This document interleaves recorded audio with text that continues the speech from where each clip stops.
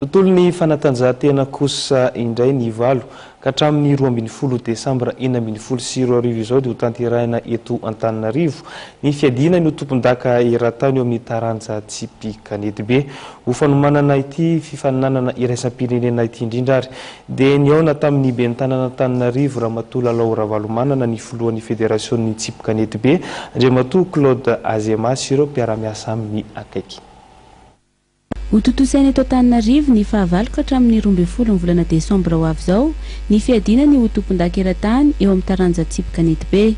Mba ho fanomanana izany hetsika goavana izany dia niaona tamin'ny ben'ny tanàna Antananarivo renivohitra Lalao Ravalomanana androany ny filohan'ny federasion'ny tsipy kanety be Claude Azema sy ireo mpiara-miasa aminy. Ny vohitra nandritra izany fiaonana izany fa hanome ny foto-drafitrasan'ny commune andraisana izany fiaonana ara-panatanjahantena iraisam-pirenena izany ny tanàna Antananarivo. Nahafapo ny adefitra satria feno fahavononana ny maire-ny Antananarivo hifandrembona amin'ny fédération ahafahana manatotosa an'izany championnat du monde zany.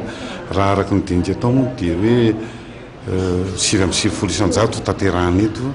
Ny ray isan-jato pitsopitsony zany no ezahanay mba ho tanterahana ahafahana hoe azotsika mitoko fa tanteraka eto Antananarivo io championnat du monde io.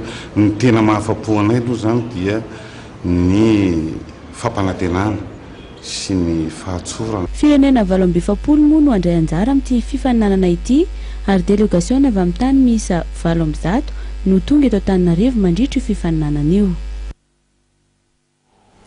Dia iny fanadiny indray ry mpijery hajaina no manakatona tanteraka ny fotoanany fampalalam-baovao antsika tamin'ity alina ity.